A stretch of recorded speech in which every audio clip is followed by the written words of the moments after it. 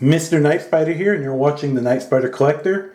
If you follow me on Instagram, either the Nightspyder Collector or PrimalX5, you may have seen some pictures posted of this guy. I finished him maybe a couple weeks back, but I wanted to talk about him today because he is my first Build-A-Figure, Hobgoblin Build-A-Figure, to be precise, from the Spider-Man wave, which is the first wave I ever got every figure for. Usually I don't do the Build-A-Figures. I'm not super interested in them.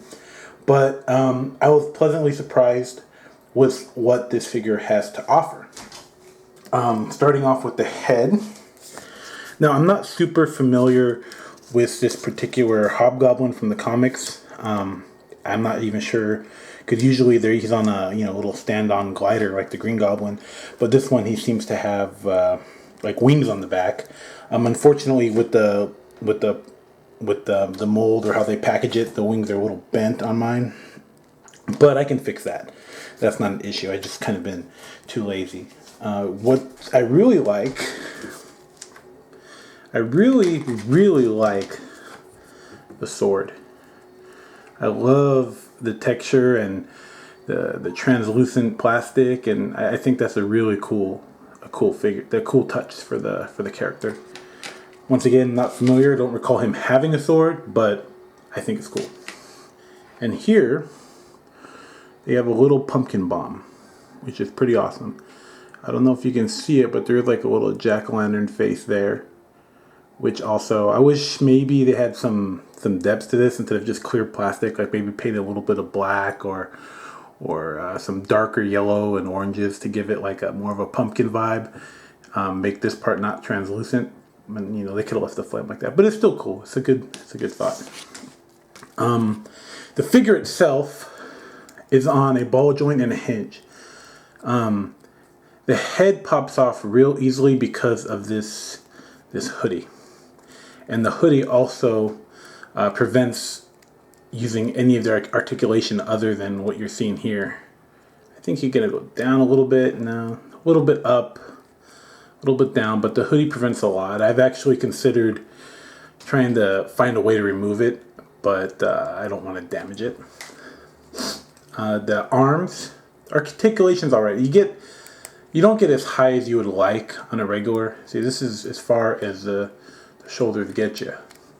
A lot of the other Marvel Legends, they give you a lot more range than that, but that's basically it. That's all you're getting out of it. Double jointed elbow. The wrist is also on a hinge and also swivel. Both of them are, I believe so. Yeah, they both are. The waist also, if it didn't have this belt, which you can take off, it inhibits the articulation as well. So you're not going to get much of a turn on there unless you take that off. And then if you take that off, you lose all the detail. You just get you don't even get paint. So I mean, I like the look better, and most of the time I'm just going to have them in some type of dynamic pose with his sword out. So I'm not really too concerned about that.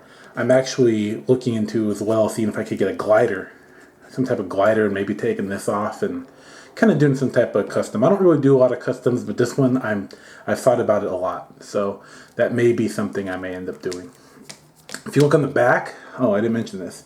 There's a little, I guess it's supposed to show like the swords being holstered in on the back of his little glider thingy, but the size is very different.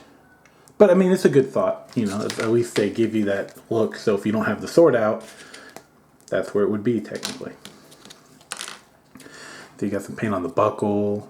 I'm not sure if that's paint. Yes, that's paint on some orange. Same thing, you got a upper thigh swivel, double jointed knees, and the foot also swivels. And I think that's that's a hinge as well, a hinge and a swivel.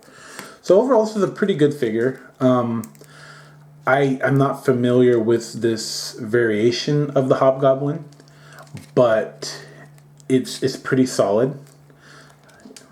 See how the ab crunch is. Actually, see that? Kind of wobbly there.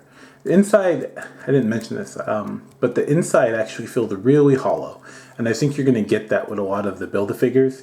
Also, the Daredevil figure in this wave is pretty hollow inside and wobbly.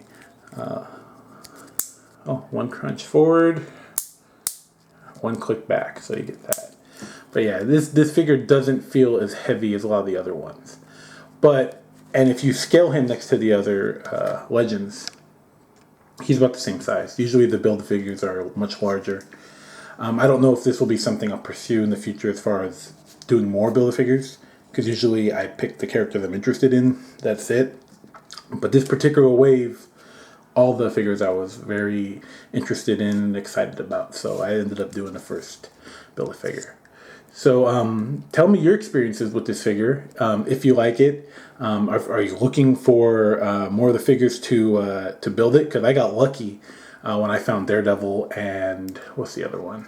Anti-Venom at the time. He was hard to find. You can find him everywhere now.